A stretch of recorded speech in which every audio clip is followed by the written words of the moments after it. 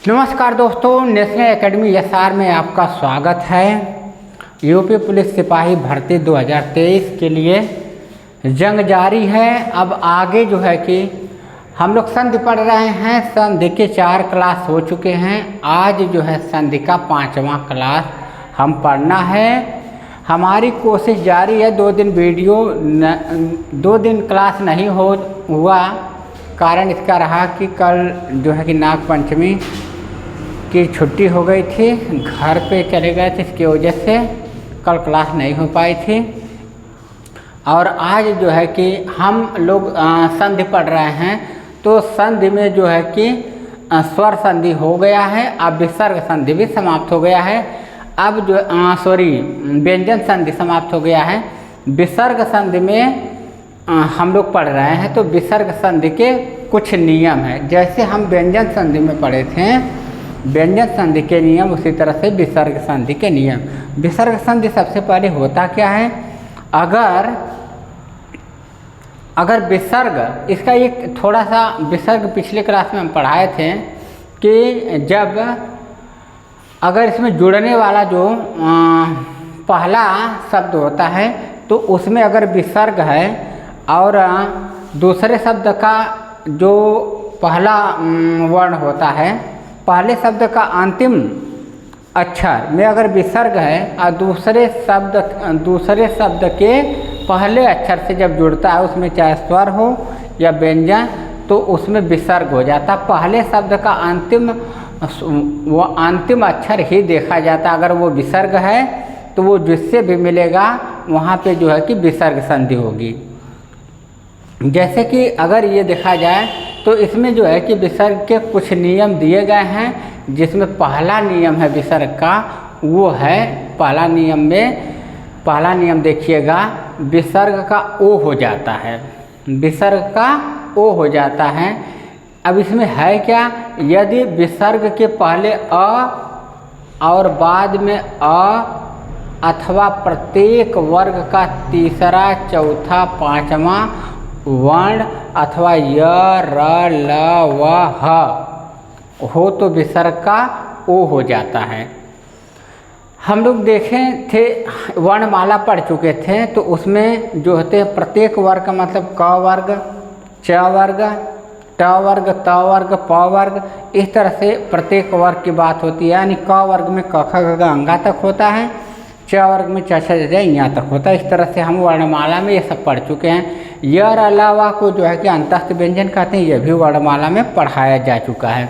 अब ह जो है ये उसमें व्यंजन का होता है। तो इसमें यही कहा है कि यदि विसर्ग के पहले अ और बाद में अ अथवा प्रत्येक वर्ग का तीसरा, चौथा, पांचवा वर्ण अथवा य, र, ल, व, ह हो तो विसर्ग का ओ हो जाता है। तो विसर्ग का क्या हो जाएगा, ओ हो जाता है। जैसे मनः प्लस अनुकूल, मनः प्लस अनुकूल में क्या हो जाएगा, मनोनुकूल। अब यहाँ जो है विसर्ग का ओ हो जाता है। इस नियम में विसर्ग का ओ बन जा रहा है। अधः प्लस गति, तो यहाँ क्या हो जाएगा, ये अधः में जो विसर्ग है यहाँ ओ में परिवर्तित हो जाएगा, यानी बन जाएगा अधोगति। तपः प्लस बल, तपः प्लस बल में क्या है, विसर्ग ओ में बदल जाएगा तो हो जाएगा तपोबल। तपः प्लस भूमि, तपः प्लस भूमि में क्या होगा, विसर्ग ओ हो जाएगा तो क्या बन जाएगा, तपोभूमि। इसमें ये नियम जो है ये ध्यान रखना है। विशेष रूप से अगर स्वर संधि का नियम ध्यान में है और विसर्ग संधि से काफ़ी क्वेश्चन आते हैं, तो इसके नियम को भी हमको ध्यान रखना है। विसर्ग का नियम अगर आप ध्यान रखते हैं और स्वर संधि के नियम, तो आप व्यंजन के नियम ऑटोमेटिक पकड़ लेंगे। एग्जाम में जो पूछा जाएगा व्यंजन से क्वेश्चन, वो पकड़ में आ जाते हैं। तो विसर्ग संधि को आपको ध्यान से पढ़ना है। तपः प्लस भूमि में क्या हो जाएगा, तपोभूमि। यहाँ ओ बन जा रहा है, पहला नियम ये बता। इसमें कुछ अपवाद भी हैं, इसको दोस्तों ध्यान देना है। जैसे पुनः एवं अंतः में विसर्ग का र हो जाता है। हालांकि जो नियम ये कह रहा था अगर विसर्ग है तो ओ में परिवर्तित हो रहा है, लेकिन यहाँ अपवाद है, पुनः एक शब्द है पुनः, दूसरा अंतः, इसमें जो है कि विसर्ग का क्या हो जाता है, र में परिवर्तित हो जाता है। जैसे हम देखें कि पुनः, इसमें अगर देखा जाए पुनः प्लस मुद्रण, पुनः प्लस मुद्रण, तो ये हो जाएगा पुनर्मुद्रण। क्या हो जाएगा, पुनर्मुद्रण, यानी कि इसमें जो है कि र में परिवर्तित हो जा रहा है। किस में परिवर्तित हो जा रहा है, र में परिवर्तित हो जा रहा है, इसको ध्यान दीजिएगा। ये पुनः तो ये उड़ंतवा र बन जाएगा तो पुनर्मुद्रण हो जाएगा आधा र। पुनः प्लस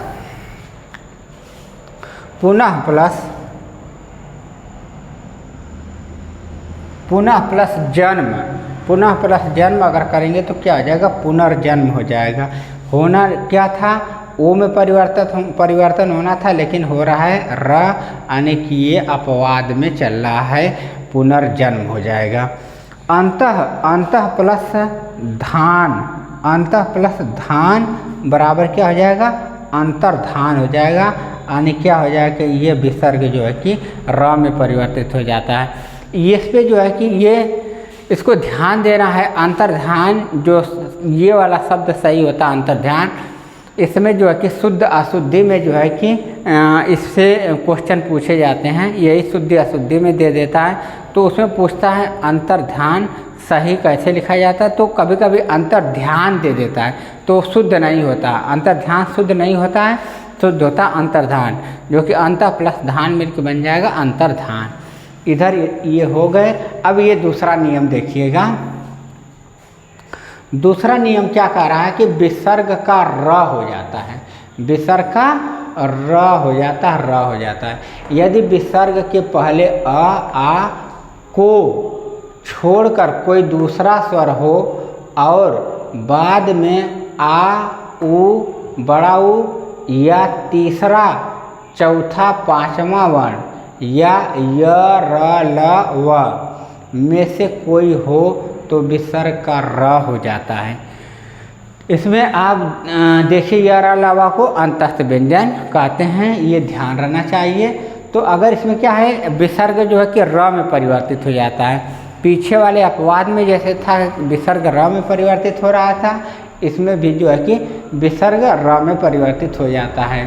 तो ये यदि यहाँ ध्यान देना कि अ और आ को छोड़कर कोई दूसरा स्वर हो, जैसे जब यहाँ पे संधि बनती है तो उसमें ये ध्यान देना है कि अ और आ को छोड़कर कोई दूसरा स्वर हो और बाद में आ उ छोटा उ चाहे बड़ा उ या तीसरा चौथा पांचवा वर्ण या य र ल व में से कोई हो तो विसर्ग का र हो जाता है। जैसे निह, निह में न तो अ है, यही ध्यान देना है, निह में न अ है न आ है।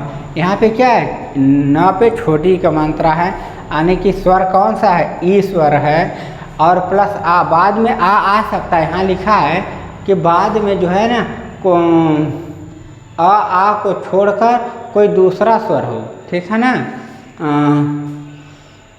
यदि विसर्ग के पहले आ को छोड़कर कोई दूसरा स्वर हो और बाद में आ सकता है। यहाँ पे अ और आ नहीं आना चाहिए, बाद में आ सकता है। तो निह प्लस आशा बराबर क्या हो जाएगा, निराशा।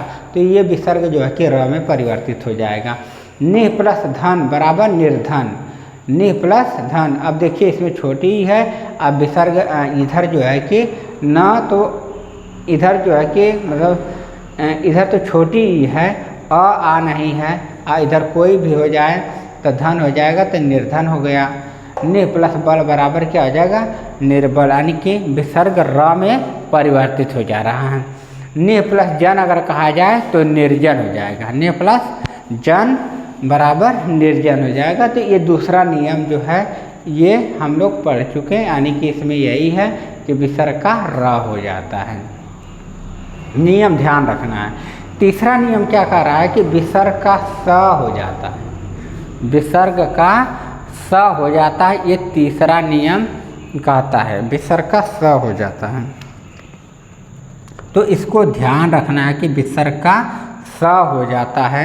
यदि विसर्ग के पहले कोई स्वर हो, विसर्ग के पहले कोई स्वर हो और बाद में च, छ या स हो या बड़ा स हो तो विसर्ग का स बन जाता है या विसर्ग का स हो जाता है। ये तीसरा नियम कहता है, तो इसको ध्यान रखना है।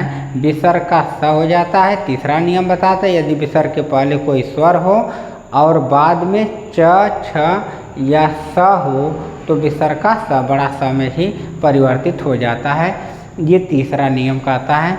अब जो है कि आप इसका स्क्रीनशॉट ले सकते हैं और इसके बाद जो है कि दूसरा जो है हम इसी के बाद अभी बताते हैं। आज इसी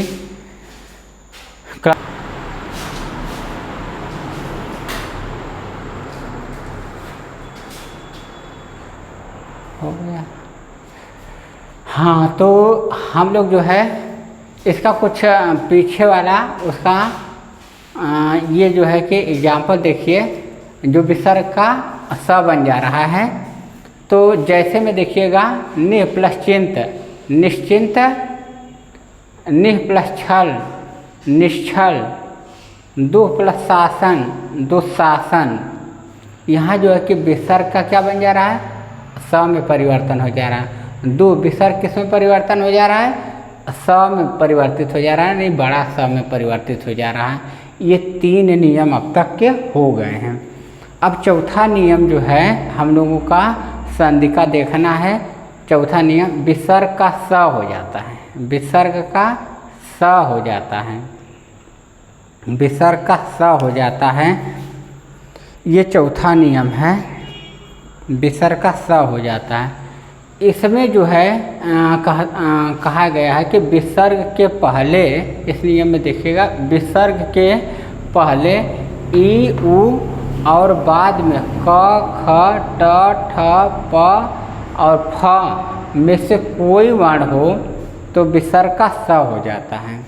तो विसर्ग का क्या हो जाता है, स हो जाता है। कौन सा, मूर्धन्य स। मूर्धन्य स इसलिए बोलते हैं कि इसका प्रयोग जो है मूर्धा से होता है। विसर्ग का स हो जाता है। जैसे निह प्लस कपट, निह प्लस कपट क्या हो जाएगा, निष्कपट, निष्कपट। यानी कि यहाँ विसर्ग किस में परिवर्तन हो जा रहा है, ये मूर्धन्य स में परिवर्तित हो जा रहा है।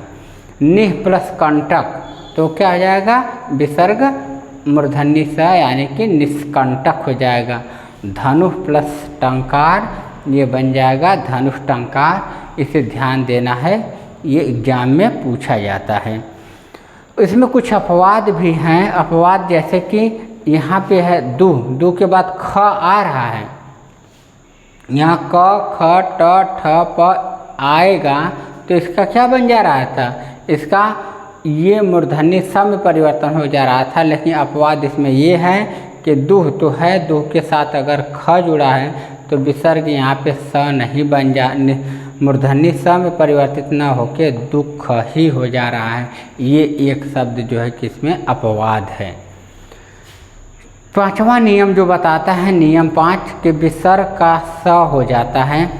जैसे विसर्ग के बाद यदि त या थ हो तो विसर्ग का स हो जाता है, विसर्ग का स हो जाता है। जैसे विसर्ग का स हो जाता है, जैसे अगर देखा जाए तो नमः, नमः प्लस ते, नमः प्लस ते। अब यहाँ क्या है, विसर्ग स में परिवर्तित हो जाएगा, नमस्ते बन जाएगा। विसर्ग के बाद यदि त है, विसर्ग के बाद क्या है, देखिए विसर्ग है, विसर्ग के बाद यदि त आता है या तो थ हो, त या थ हो तो विसर्ग स में परिवर्तित हो जाता है। नमः और नमः के बाद विसर्ग के बाद क्या आया, त आया है तो विसर्ग स में परिवर्तित हो जाएगा, नमस्ते हो जाएगा। निह, निह के बाद क्या है, विसर्ग के बाद त आ गया, अब विसर्ग किस में परिवर्तित हो जाएगा, स में, तो क्या हो जाएगा, निस्तेज हो जाएगा। विसर्ग का मनः प्लस त, मनः के बाद त आ गया, विसर्ग किस में परिवर्तन हो जाएगा, स में, तो मनस्ताप हो जाएगा। इसी तरह से निह प्लस संताप बराबर क्या हो जाएगा, निःसंताप हो जाएगा। ये नियम नंबर 6 विसर्ग का लोप हो जाता है, विसर्ग का लोप हो जाता है। इसमें भी जो है कि कुछ नियम दिए गए हैं, जिसमें पहला देखिएगा, यदि विसर्ग के बाद छ हो तो विसर्ग का लोप हो जाता है और च आ जाता है। विसर्ग के बाद यदि छ हो तो विसर्ग का लोप हो जाता है और च आ जाता है। जैसे अनु प्लस छेद बराबर क्या हो जाएगा, अनुच्छेद।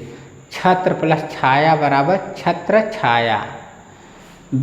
यदि विसर्ग के बाद र हो तो विसर्ग लुप्त हो जाता है। विसर्ग क्या हो जाता है, लुप्त हो जाता है और उसके पहले का स्वर दीर्घ हो जाता है, उसके पहले का स्वर दीर्घ हो जाता है। जैसे निह प्लस रोग निरोग, निह प्लस रोग बराबर निरोग हो जाता है। निह प्लस रस नीरस, निह प्लस रस नीरस। तीसरा, यदि विसर्ग के पहले अ या आ हो और विसर्ग के बाद द हो, विसर्ग के बाद कोई भिन्न स्वर हो तो विसर्ग का लोप हो जाता है। इसमें क्या है, इसमें देखिए जो तीसरा नियम कहता है, यदि विसर्ग के पहले अ या आ हो और विसर्ग के बाद कोई भिन्न स्वर हो, विसर्ग के बाद कोई भिन्न स्वर हो तो विसर्ग का लोप हो जाता है। जैसे अतः, अतः आ प्लस एव जब करेंगे तो क्या हो जाएगा, अतएव। अतः प्लस एव करेंगे तो क्या हो जाएगा, अतएव, यानी कि ये विसर्ग का लोप हो जा रहा है, अतएव हो जा रहा है। विसर्ग के पहले क्या अ या आ हो तो अ आ जा रहा है या आ जाए, और विसर्ग के बाद कोई भिन्न स्वर हो, इसके अलावा कोई भिन्न स्वर हो, जैसे ए है ई है, तो ये विसर्ग क्या हो जाएगा, लुप्त हो जाता है। तो इस तरह से विसर्ग का ये जो है कि छठवां नियम है, जिसमें नियम दिए गए हैं। तो पहला में क्या था, यदि विसर्ग के बाद छ हो तो विसर्ग लुप्त हो जाता है और उसके पहले च जुड़ जाता है। जैसे अनु के बाद छेद छ था तो क्या हो गया था, अनुच्छेद और छ के बीच में च आ गया था। छत्र प्लस छाया, तो इसके बीच में क्या है, छत्र और प्लस छ आया है, तो छत्र प्लस छ के पहले च जुड़ जाता है, छत्र छाया हो जाता है। दूसरा नियम क्या बताया था, यदि विसर्ग के बाद र हो, विसर्ग के बाद र हो जाता है, विसर्ग के बाद र हो जाता है तो विसर्ग लुप्त हो जाता है। यदि विसर्ग के बाद र हो तो विसर्ग लुप्त हो जाता है और उसके पहले का स्वर दीर्घ हो जाता है। जैसे इसमें कहा जाए निह, निह प्लस रोग तो क्या हो जाएगा, निरोग। विसर्ग किसमें दीर्घ हो जाता है, ये स्वर जो है ना दीर्घ बन जाता है। दीर्घ स्वर कौन कौन सा होता है, अ बड़ा बड़ी बड़ा ऊ, यानी जो बड़े होते हैं, जिसमें दो जिसके उच्चारण में ज़्यादा समय लगता है उसको दो मात्रा का समय लगता है, उसको दीर्घ स्वर कहते हैं। ये वर्णमाला में हम पीछे के क्लास में पढ़ चुके हैं। निह प्लस रस अगर करेंगे तो ये क्या है, नीरस, यानी विसर्ग किसमें, बड़ी में परिवर्तित हो जाता है, दीर्घ बन जाता है। तीसरा नियम हम लोग जो कि पढ़े अभी, यदि विसर्ग के पहले अ या आ हो और विसर्ग के बाद कोई भिन्न स्वर हो तो विसर्ग का लोप हो जाता है। अतः प्लस एव, ये भिन्न स्वर आ गया एव, अतः विसर्ग का लोप हो जाता है। इस तरह से छठवें में तीसरा नियम हम लोग पढ़ चुके हैं। आप इसका स्क्रीनशॉट ले सकते हैं, तो अभी ले लीजिए। और हो गया विसर्ग। ये सातवां नियम दोस्तों देखिएगा, ये सातवां नियम ये विसर्ग संधि का लास्ट नियम है, अंतिम नियम है। तो यहाँ से क्या है, विसर्ग में परिवर्तन ना होना। इस नियम में क्या बता रहा है कि विसर्ग में कोई परिवर्तन नहीं होता, यानी विसर्ग में परिवर्तन ना होना। यदि विसर्ग के पूर्व अ हो तथा बाद में क ख प फ हो तो विसर्ग में परिवर्तन नहीं होता है। जैसे रजह, क्या कर रहा है इसमें, यदि विसर्ग के पूर्व में अ हो, पहले अ हो तथा बाद में क ख प फ हो तो विसर्ग में परिवर्तन नहीं होता है। जैसे में रजह, रजह के बाद क्या क आ रहा है तो विसर्ग में परिवर्तन नहीं होगा, रजह कर्ण हो जाएगा। प्रातः, प्रातः के बाद क्या आ रहा है काल, तो विसर्ग में परिवर्तन नहीं होगा, क्या हो जाएगा प्रातः काल हो जाएगा, ध्यान देना है। अंतः प्लस करण बराबर क्या हो जाएगा अंतःकरण, ये ध्यान देना है। अंतः प्लस पूर्व बराबर क्या हो जाएगा अंतःपुर। इस तरह से विसर्ग के बाद अगर प भी आ जाए तो इसमें विसर्ग में कोई परिवर्तन नहीं होता। इसमें कुछ अपवाद है, इसको भी आपको ध्यान रखना है। अपवाद में जैसे नमः और एवं पूरा, नमः एवं पूरा में विसर्ग का स हो जाता है। विसर्ग किस में परिवर्तन हो जाता है स में परिवर्तित हो जाता है। जैसे नमः प्लस कार बराबर क्या हो जाएगा नमस्कार हो जाएगा। पुरः प्लस कार बराबर क्या हो जाएगा पुरस्कार, यानी विसर्ग किस में परिवर्तन हो जा रहा है ये मतलब स में परिवर्तन हो जा रहा है, आधा स बन जा रहा है। इसीलिए जो है कि ये इसके अपवाद में होना क्या चाहिए था, होना चाहिए था इसमें विसर्ग का, विसर्ग में कोई परिवर्तन नहीं होना चाहिए था, लेकिन यहाँ विसर्ग किस में परिवर्तन हो जा रहा है विसर्ग स में परिवर्तन हो जा रहा है। तो इस तरह से हम लोग विसर्ग संधि यानी कि संधि जो है यूपी पुलिस का एक और टॉपिक हम लोग समाप्त कर लिए हैं संधि। और ये आपको विश्वास दिलाया जाता है कि यूट्यूब पे ये उत्तर प्रदेश पुलिस भर्ती का पूरा सिलेबस पढ़ाया जाएगा। ये आप लोग इसको मेहनत से पूरे एनर्जी के साथ आप लोग पढ़ाई में लगे रहिए। इतनी पोस्ट जो है कि 52,699 ये बहुत पोस्ट होता है दोस्तों, और आप तनिक भी लापरवाही मत करिएगा, क्योंकि इतनी पोस्ट जो है कि आती नहीं है और आप पढ़ाई वैकेंसी आने के बाद पढ़ाई हो नहीं पाती है। तो आप लोग अभी से लगे रहिएगा और इसमें तनिक भी लापरवाही मत करिएगा। और आप इसका स्क्रीनशॉट ले लीजिए। तो इस तरह से आप बताइए कि वीडियो कैसा लगा, अच्छा लगा। अगर अच्छा लगा हो तो लाइक करिए, शेयर करिए और सब्सक्राइब करिए। धन्यवाद।